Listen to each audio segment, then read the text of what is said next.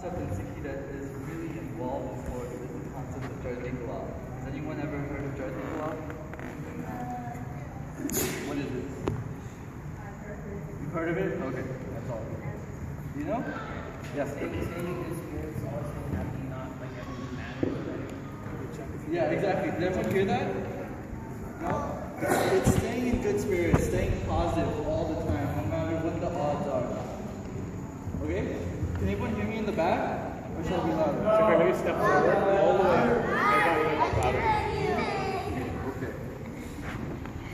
Okay.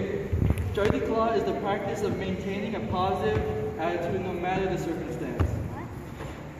When Sikhs were being hunted and hiding in the jungle, the odds were against them. Yet they were able to get through it by maintaining a positive attitude.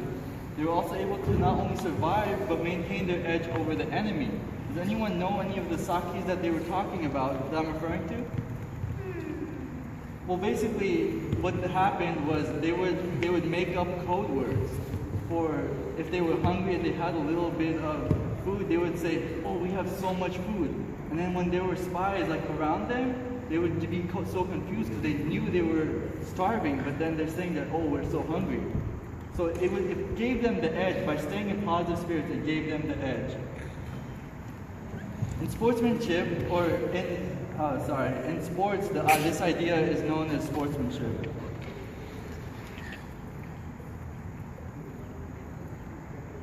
Sportsmanship means maintaining a behavior that is fair, honest, and polite in a game or sports competition. A sportsman is a person who can take loss or defeat without complaint, or victory without gloating, and who treats his opponents, fans, teammates, and referees with fairness, honesty, and courtesy. When players, professional or amateur, fail to maintain their sportsmanship integrity, they create a hostile environment for not only themselves but everyone in the arena.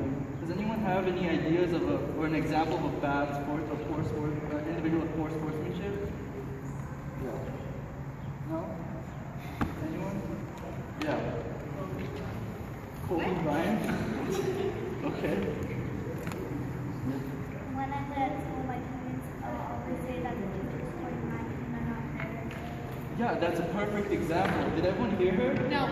She said at school, an example of poor sportsmanship is when the other team says that the teacher is calling the calls in her favor rather than it actually being their fault. Yeah. In my field hockey, there's this one coach Yeah. that fights with the referee, saying that doesn't count. Okay. She said, that's a good job. She said that in her field hockey team, there's a coach that fights with the referee saying that that's not the right call. These are all bad examples of poor sportsmanship. Another famous example is the Ron Artest Pacers brawl. Does anyone remember that? No. Okay. Another fairly recent example is Richard Sherman bad-mouthing Crabtree right before the Super Bowl. Does anyone have any examples of someone who embodies good sportsmanship qualities? Okay.